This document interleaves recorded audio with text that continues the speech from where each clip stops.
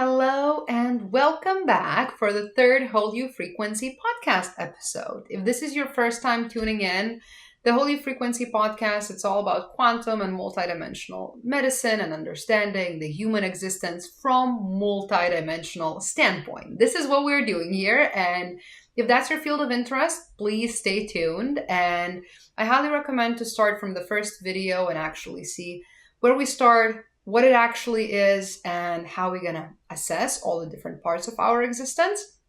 Last time we talked about physical body and beyond that, how it actually looks from the physics and quantum physics, multidimensional medicine perspective, quantum medicine perspective, and understanding why sometimes physical body symptoms, physical body structural changes can stay persistent, why sometimes the movement and the healing that is required can be a little different than you ever heard before. So if that's your curiosity, please go into the second episode and listen about the physical body, because today we are starting diving into the emotional body.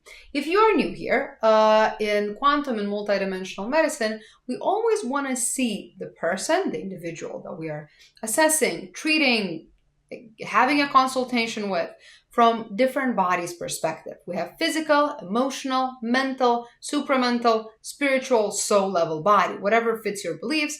Choose your own word. So every time when we're assessing someone, we have to know that, yes, for the simplicity reasons, we are slicing you into 5 different bodies. But at the same time, remember, this is only for the simplicity reasons, because all the movement and interconnected informational flow is happening in nanoseconds with no separation. Every layer of you is in constant communication with another layer. Obviously, every layer of you is bounded by different laws, regulations, mechanisms, and that's why the treatment, the understanding, or every different layer of your existence has to be different and adapted to that layer. We will dive into those topics later in these episodes, but right now we have to continue to actually start understanding a little bit of different parts of our bodies. As we talked in the last episode about the physical body, this episode is about our emotional body. Emotional body is in between 2 extremely strong forces, physical and mental. This is magnetic, subtle, energetic field that processes and holds your emotional data, your trauma, and resonance. I really want to make sure that you don't mix, and it's not the synonymous that emotional body is your mood or feelings. It's way, way, way more than that. Emotional body is that layer of consciousness that experiences and stores your feelings, your moods, your emotional reactions. Every single memory is stored in your emotional field. If it's stored into your emotional field, I have to be clear with you. Most of the time, actually never, it's stored as a story or a sentence. You won't find the sentence in your emotional body like, hey, this is the experience that I experienced in 1995 in August 28. What you're going to find in the emotional body, the certain energetic setups and relational dynamics that your emotional body holds somewhere as a charge data point. So when we are seeing that, we can see that sometimes the reactions coming from the emotional body might not be fully related with the present moment. I promise I will explain what I mean by that, but emotional body is really, really complex and way more than just the mood or the feeling. The emotional body is way less dense than the physical body. It exists in the higher level of consciousness. If it's the higher frequency, higher layer of consciousness, it doesn't mean that it's less valid, more valid. Every single layer of your existence is equally important, but it's based on different rules. Influencing factors for your emotional body, there are plenty of those. We can obviously start with early childhood experiences. This is what therapy does. This is a lot of psychoanalysis work, right? Early childhood experiences shapes our emotional body. All those memories that you don't have access to, they're stored as a charge in your emotional body.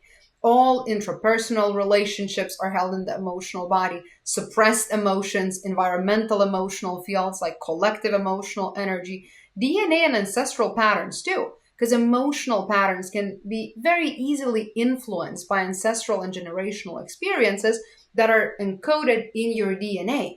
These inherited factors, these inherited imprints, can really affect how you're processing current life's emotions, often repeating unresolved patterns from the past generations. Obviously, if we want to introduce even more metaphysics, parallel past dynamics, past life dynamics, they're more than often are held in our emotional body. Experiences and traumas that we're experiencing, these can be carried for lifetimes over and over again, because you will see none of that has expirational date. If there is no expiration, until we are aware of it, we cannot ask or work on it. So emotional body is a very, very interesting field where there's a lot of cellular influence. It's very close to the physicality. Every electrical cell in your physical body has a potential to influence your emotional body. Since the cells in the physical body emit electromagnetic fields, their energetic state can directly interact with impact the emotional body, either amplifying or altering any emotional patterns. A lot of times when we see people, we see that mental body and the physical body is pulling emotional body in two different directions. When that's happening, like obviously emotional body has not too many options. One option, sometimes we see that emotional body expands, and then like a pendulum swings from one side to the other. We see someone experiencing different types of emotions in one moment. Different emotions are just swinging. They're so intense. Because, of course, if different parts of you are pulling you in different directions, if your mental body is constantly thinking what should have done, like what you could have done, how life is going to look like, how life looked in the past, and the physical body is here present, your emotional body doesn't understand where it should go. If it doesn't understand where it should go, it will have to form the mechanism that will allow for you to keep functioning. And if it's not complex enough, always remember that there is this past charge held in your emotional body. That emotion, that event can be long gone, but if emotion is not fully processed, your body is still holding the charge around that experience. And every time when your life replicates the similar energetic setup, that emotion can be brought back from the past into the present moment. From the science perspective, we obviously have to talk about neurotransmitters and hormones. Emotional states, they correspond with the shifts with your serotonin, dopamine, cortisol, oxytocin. Obviously, those hormones are regulating your mood, stress response, emotional response. But this is where we see loops. You have to understand that not only emotional body is affecting your physical body is affecting emotional body too. There is no one-way route in your bodies. Every time when the experience is happening one way, know that there's a possibility for the experience to swing in the other way around. So imagine this. If we talk from Eastern medicine perspective, we know that fear is held in the kidney and the urinary bladder. Well, if you're experiencing a lot of fear, anxiety, panic in your daily life, whether it's coming from the generational patterns in your DNA, whether it's coming from your current daily life stress related to work, relationship, etc., or whether it's actual collective patterning because you are in the space where the whole collective is in the full fear response, your kidney and the bladder would have to work overtime. When the kidney and the bladder is working overtime, well, we start seeing that the fear response is getting more and more activated because those organs are depleted. When they are depleted, you will feel and you will navigate more towards the emotion that that organ is holding. So that's why a lot of times people are finding themselves in the loop. If I feel a lot of sadness, depressiveness, and grief, my large intestine will have to hold that information.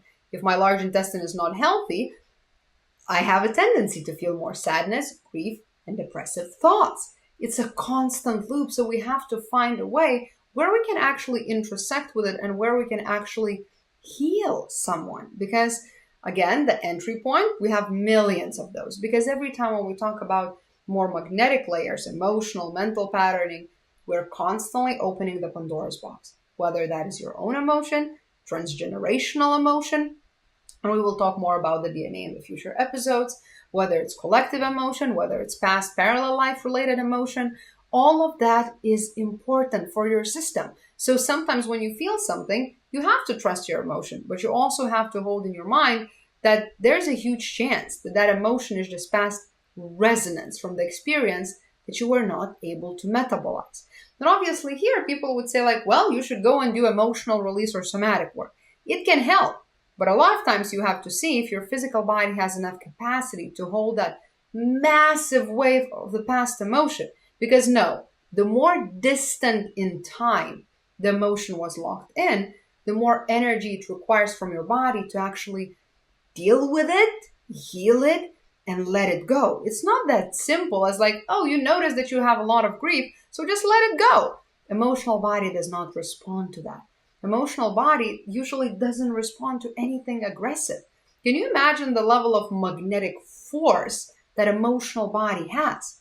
There is not many modalities and the ways how we can actually give a hug for your emotional body instead of trying to constantly kill it. Because emotional body is not our enemy. Your emotion, you probably notice, emotion has a lot of power. A lot of times emotional body can overpower your logic, any mental explanations.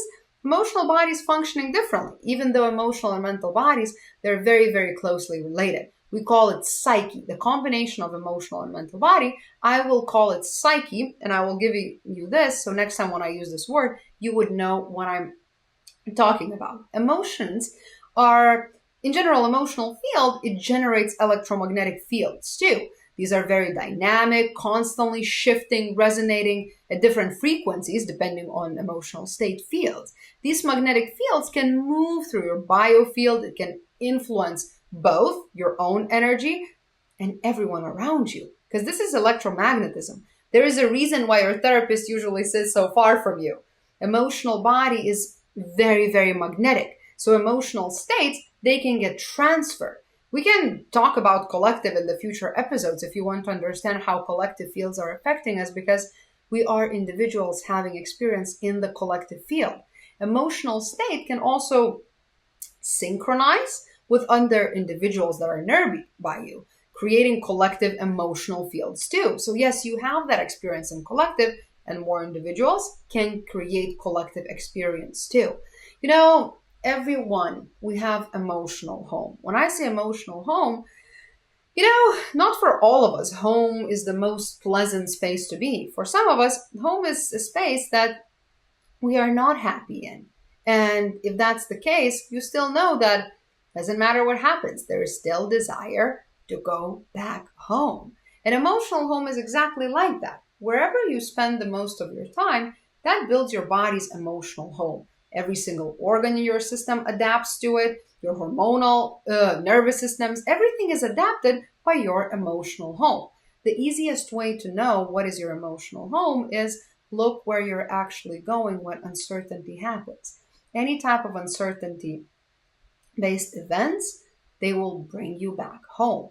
Let's take the recent example, right? If we had Los Angeles fires last year, and you probably noticed that all people went into three main categories. One category, we have people that have full anger response, what kind of leadership it is and who's responsible for all of it. You had other category of people who went into full depressive and sadness response. They were really sad for all the animals, for the land, for people who lost everything. It is extremely sad.